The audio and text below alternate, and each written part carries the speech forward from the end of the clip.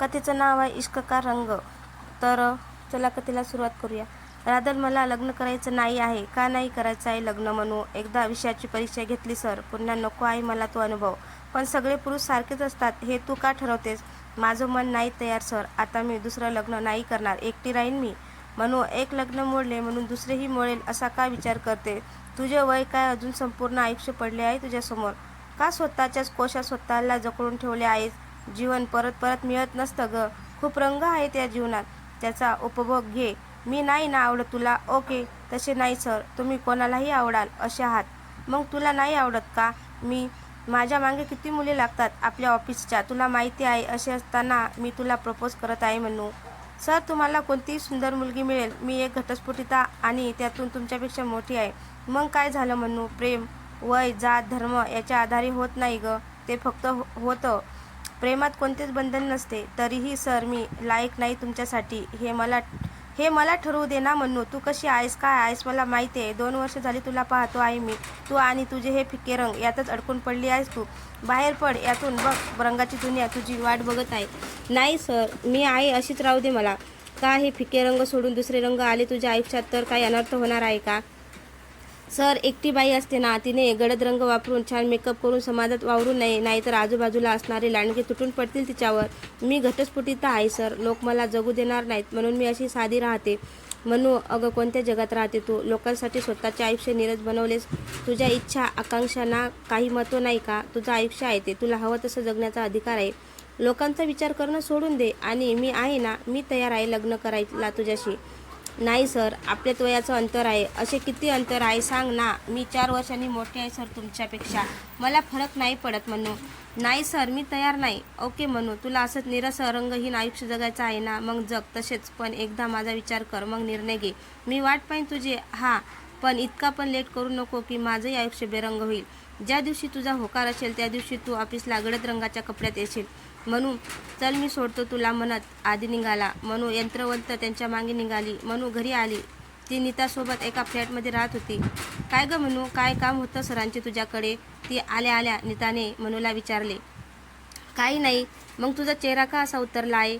काही बोलले का ग, सांग ना आता. मनूचे डोळे भरून आले. तिच्या आयुष्यात प्रेम कधी नव्हतेच आणि आता प्रेम मिळत आहे तर तेही स्वीकारू शकत नव्हती. आपल्यावर कोणीतरी प्रेम करते, आपली काळजी घेते, ही भावना इतकी सुखद आहे की त्यामुळे निर्जीव माणसात पण जीव येईल. म्हणू, बस इथे आणि रडतेस का तू? बोल ना. मग आदित्य जे बोलला ते सगळं मनूने नीताला सांगितले. मनू, अगं किती आनंदाची बातमी आहे ही, आणि तू रडतेस? आदित्य हँडसम, तो तुझ्यावर प्रेम करतो. Oh my God, it's great म्हणू. नीता, मी त्याला अजून होकार दिला नाही आहे. आर यू मॅड म्हणू? अगं आदित्य आहे तो. किती लकी आहेस तू. नीता, मला नाही करायचे लग्न, आणि मी मोठी आहे त्याच्यापेक्षा. तो बोलायला का याबद्दल काही? नाही नीता, मी डिवोर्सची आहे, मोठी आहे, याचा त्याला काही फरक नाही पडत. नाही पडत म्हणाला. मग तू का नाही बोलतेस म्हणू? उगाच वेळ घालू नकोस म्हणू. आदित्यचा विचार कर. मला आता काहीही बोलायचे नाही नीता. दुसऱ्या दिवशी दोघी ऑफिसला गेल्या. आदित्य अजून आला नव्हता. थोडा लेट तो आला. सगळ्यांनी त्याला गुड मॉर्निंग विश केले. मनूही बोलली, पण आधीने तिला पूर्णपणे इग्नोर केले. मनूला त्याचं वागणं खटकले. नंतरही पूर्ण दिवस जो आदित्य काहीही कारण काढून मनूला कॅबिनमध्ये बोलवायचा, तो आदित्य आज एकदाही मनूशी बोलला नाही. तो हर्ट झाला आहे हे तिने ओळखले. असाच एक आठवडा झाला. आधी गप्प असायचा, ऑफिसमध्ये कामापुरती बोलत असायचा, पण मनूशी बिलकुल बोलत नव्हता. आता हे कुठेतरी मनूलाही हर्ट करत होते. तिला आदित्यचे बोलणे आठवत होते. ती बेचैन होत होती. तिलाही प्रेम हवे होते, आपलं असं कोणीतरी हवे होते. राहून राहून आदित्यचा चेहरा डोळ्यासमोर येत होता. हसतमुख. आधी तिच्या नकाराने एकदम शांत झाला होता. तिने खूप विचार केला. नीताचे बोलणेही तिला पटू लागले. जेव्हा तिच्या मनाने पण गवाही दिली की तिलाही आदित्य आवडतो, तेव्हा तिने निर्णय घेतला. आज ऑफिस सुटल्यावर ती मुद्दाम थांबली, कारण आदित्य अजून थांबला होता. तिने त्याच्या कॅबिन बाहेरून नॉक केले. येस, कम इन, आधी बोलला. त्याला वाटले पिऊन असेल. सर, मनूने आवाज दिला. तसा आदित्यने लॅपटॉपवरून आपली नजर वर करून पाहिले. सर, असे का वागत आहात माझ्याशी? मी काही चुकीचे केले का? मिस मनवा, ऑफिसचं काही काम असेल तर बोला, नाहीतर जाऊ शकता तुम्ही. सर, प्लीज मला समजून घ्या. मनवा, मला या विषयावर बोलायचं नाही. जिथे माझ्या फिलिंगची कदर नाही तिथे मी थांबत नाही. You me go now. Sir, एकदा ऐकून तरी घ्या मला काय बोलायचं आहे ते. No, you will go by, आधी रागात बोलला. तशी मनू रडतच तिथून बाहेर पडली. आदित्यला खूप वाईट वाटत होते की मी मनूशी खूप रूट वागलो, पण त्याने असे मुद्दाम केले जेणेकरून तो किती हर्ट झाला आहे हे तिला समजावे म्हणून. मनू घरी आली आणि ती नीताच्या गळ्यात पडून रडू लागली. ऑफिसमध्ये जे घडले ते सगळं तिला सांगितलं. मनू, याचा अर्थ तूही आदित्यवर प्रेम करतेस हो ना नीता? नीताचे डोळे पुसत विचारले. हो, या अर्थाने मनूने मान डोलावली. मग सांगायचं ना त्याला मॅड. यांनी ऐकूनच नाही घेतलं ग नीता. ओके, आता नको रडू. हे बघ, उद्या तू ऑफिसला आदित्य तुला बोलला होता तशी मस्त डार्क कलरचा ड्रेस घालून जा. मग बघू कसा नाही बोलत तो तुझ्याशी. तू न बोलताही त्याला तुझ्या होकार समजेल. पण नीता, आता अजून पण शिल्लक आहे का? अगं, माझ्याकडे कलरफुल ड्रेस नाही आहेत. ओ, मी विसरलेच होते. मॅडमना फिक्के रंगच आवडत होते ना. चल, आता जाऊ आपण शॉपिंगला आणि बाहेरच जेवून येऊ.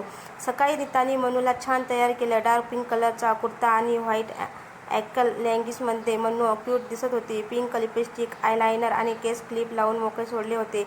आज आदितीचे विकेट नक्कीच पडणार होती. दोघी ऑफिसला आल्या. सगळ्यांनी आज मनूचे कौतुक केले. खूप गोड दिसतेस. रोज अशीच येत जा ना ऑफिसला, म्हणू लागल्या. आदित्य अजून आला नव्हता. मनू आतुरतेने त्याची वाट बघत होती. तो समोर आला तर आपलं हृदय उडी मारून बाहेर येईल अशी भीती त्याला वाटत होती. पण आधी आलाच नाही ऑफिसला. मनूचं लक्ष लागत नव्हते. दुपारनंतर आधी ऑफिसमध्ये आला. एक नजर त्याने स्टॉपवर फिरवली आणि मनूला अशा डार्क कलरच्या ड्रेसमध्ये बघून चाट पडला. ती कामात होती. तिचे लक्ष नव्हते. आज आदित्य येणार नाही असं तिला वाटले होते. म्हणून आदित्यचं सर्वांना उद्देशून बोलला, गुड आफ्टरनून एव्हरीबडी. तसे सगळ्यांनी त्यालाही ग्रेट केलं. मनू मात्र आदित्यकडे बघून ब्लॅक झाली होती. तिला धडधड जाणवत होती. घामी आला.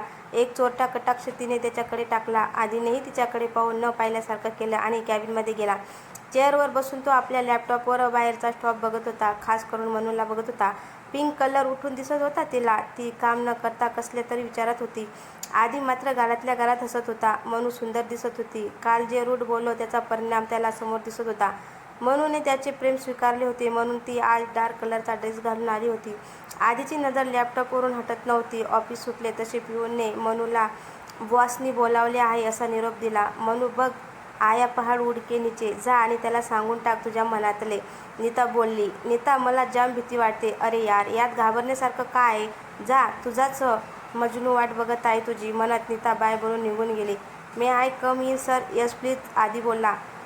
मनू आत आलीस मिस मनवा, बसा. तशी ती त्याच्या समोरच्या चेअरवर बसली. ओढणी हातात धरून बोटाला गुंडाळत बसली होती. आदित्य तिच्या बाजूला उभा राहिला.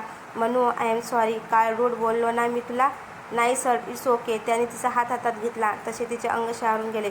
मनू तिच्या नजरेत बघत तो बोलला, मनू, तू आज का डार्क कलरचा ड्रेस घातला आहेस? ती एकदम वेगळ्यासारखी बोलून गेली की सर, तुम्हीच म्हणाला होता ना की तुझा होकार असेल तर डार्क कलरच्या ड्रेसमध्ये. ओ, म्हणजे तूही माझ्यावर प्रेम करतेस? आपण काय बोलून गेलो याचा अर्थ तिला समजला. तशी ती घाबरून म्हणाली, नाही सर, ते मनू का घाबरतेस? अशी रिलॅक्स ती मान खाली घालून बसली होती. आधीने तिचा चेहरा वर उचलला. खूप सुंदर दिसतेस मनू. हा रंग तुला खूप छान दिसत आहे. प्रेमाचा रंग गुलाबी हो ना? तिने फक्त मान हो म्हणत हलवली. I love you so much Manu. तिच्या डोळ्यात पाणी आले. अरे, का रडतेस आता?